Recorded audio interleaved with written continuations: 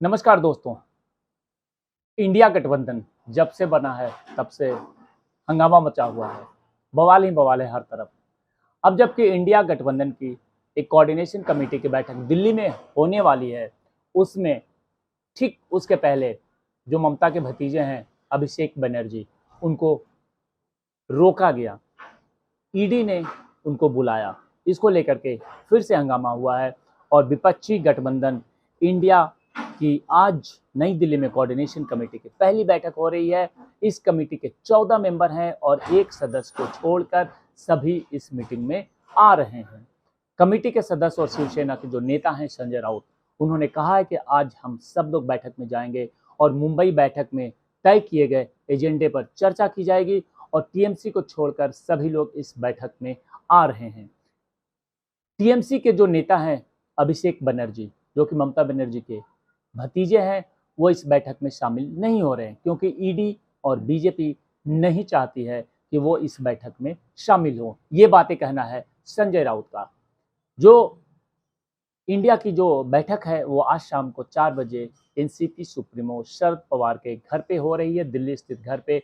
और इस बैठक में खास करके सीटों के शेयरिंग और उम्मीदवारों के नाम तय करने जैसे मुद्दों पर बात होने वाली है।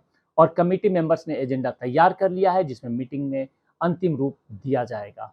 काफ़ी ही एक बड़ी तैयारी है इस बार विपक्ष की तरफ से और वो देख रहे हैं कि अगर भाजपा से मुकाबला करना है तो हमें एक होना पड़ेगा और इसीलिए वो लगातार एक होकर के मीटिंग कर रहे हैं।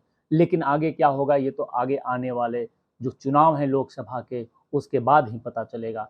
लेकिन सूत्रों के मुताबिक चुनाव और प्रचार का रोड मैप बनाने के लिए राज्यों को 4 कैटेगरी में बांटा गया है। पहली और सबसे जो अहम कैटेगरी है और जहां से सत्ता का रास्ता निकलता है, वहां उत्तर प्रदेश, बिहार, झारखंड, महाराष्ट्र और कर्नाटक शामिल किए गए हैं। पहली कैटेगरी के 5 राज्यों में गठबंधन की ताकत और साझा रणनीति पर फोकस होगा। इन 5 राज्यों में 212 लोकसभा सीटें हैं, जिसमें 180 से अधिक भाजपा के पास है। और 2019 के बाद इन राज्यों की जो सियासी हालात हैं वो काफ़ी बदला है। यूपी में 2017 सपा विधानसभा चुनाव में सिर्फ 47 सीटों पर ही सिमट गई और 2022 में उसकी सीटें 111 हुई है। बिहार में जदयू ने भाजपा से किनारा करके आरजेडी के साथ सरकार बना ली है। वहीं झारखंड में भी विपक्षी सरकार है। महाराष्ट्र में सरकार एनडीए की है, फिर भी शरद पवार उद्धव ठाकरे की जोड़ी कांग्रेस के साथ मजबूती के साथ खड़ी है। वहीं कांग्रेस कर्नाटक की जीत को लोकसभा चुनाव में दोहराने का दावा कर रही है। यानी कि इंडिया गठबंधन हर जगह मजबूत स्थिति में राज्यों के अंदर दिखाई दे रही है। परंतु एक बात आप बिल्कुल ही ना भूलें कि जो लोकसभा का चुनाव होता है उसमें जो वोटिंग होती है वो बिल्कुल ही अलग हो रही है। हर बार मोदी, प्रधानमंत्री नरेंद्र मोदी का चेहरा देख करके लोग वोट कर रहे हैं। तो ये बड़ी ही गंभीर और बहुत ही चौंकाने वाले रिजल्ट आ सकते हैं। वहीं दूसरी तरफ मैं आपको बताऊं कि जो पेंच फंसने वाला है इंडिया गठबंधन का, वो चौथी कैटेगरी में कई राज्य हैं जहां पेच फंस सकता है। इसमें राजस्थान है, मध्य प्रदेश है, गुजरात है, हिमाचल है, उत्तराखंड और छत्तीसगढ़ जैसे राज्य हैं जहां लड़ाई कांग्रेस और भाजपा के बीच सीधी होती है। इसके लिए रणनीति राष्ट्रीय मुद्दे और प्रदेश की समस्याओं को मिलाकर बनाई जाएगी।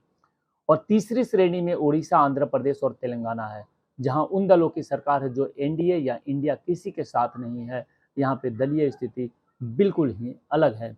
और चौथी श्रेणी की बात करें तो वो राज्य जहां विपक्षी गठबंधन के दलों में मुकाबले की स्थिति बन सकती है, जैसे पंजाब, दिल्ली, पश्चिम बंगाल, केरल और गोवा। इन राज्यों के लिए सीट शेयरिंग के फार्मूले पर फोकस होगा। तो एक महत्वपूर्ण बैठक दिल्ली में हो रही है, परंतु टीएमसी लीडर अभिषेक बनर्जी को ईडी ने रोक लिया है। इसको लेकर के एक बार फिर से गहमागहमी काफी तेज हो चुकी है। तो देखना है कि अब आने वाले इस बैठक के बाद क्या रिजल्ट निकलता है, उसके बारे में मैं लगातार आपको अपडेट करता रहूंगा। जय हिंद, जय भारत।